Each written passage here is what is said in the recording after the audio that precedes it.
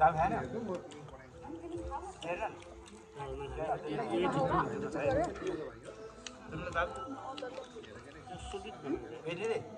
दाल हाल्दैन किन खाने दाल कसलाई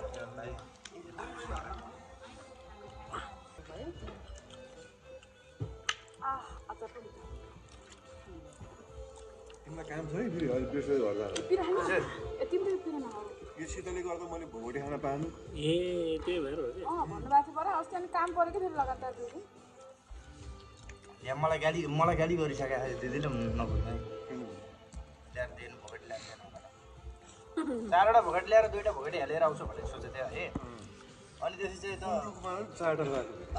भराड लिएर आएको के त्यहाँ 4वटा मात्रै छ ल्याउन सक्नु परेन सर अनि जाग्नु जाने जाने हो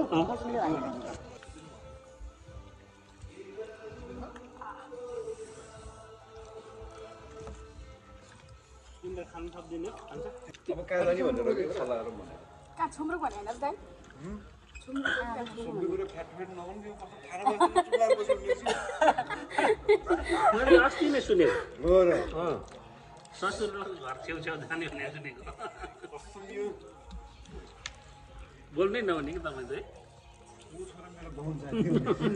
फ्याटै कुरा काट्ने यहाँ छुम्रो जाने हो चिज अर्कै होइन ए पुस्न लाने हो र दाइ कसम म त सीतालाई अध्यक्ष छु सीतालाई सुन्छु सीताले जहिले भन्छ जा अन्त त्यही ल सीताले दियो पुस महिनामा प्याक छ नि काम हरि दाइले एक महिनाभरि काम दिनु भयो दाइले त्यही गर्दा अनि पुस त्यो भाडा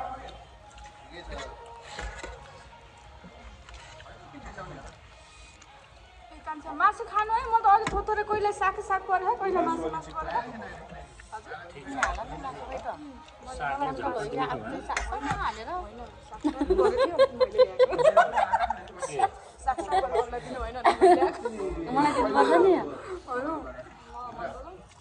साग मन पर्छ नि म जहिले पनि गरममा पनि साग खान्छ यो पाएर साग पनि पेटमा पुगिसक्यो के पेटमा पुगिसक्यो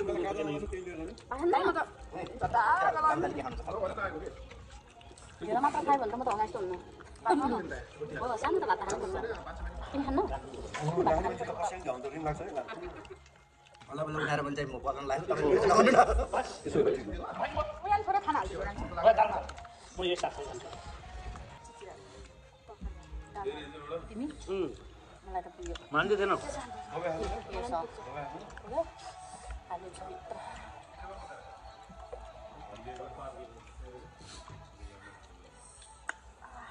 एउटा राम्छ नि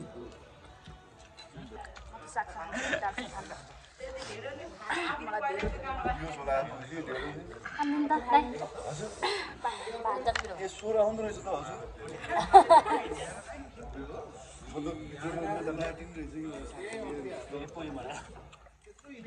पुग्यो पुगेकै हो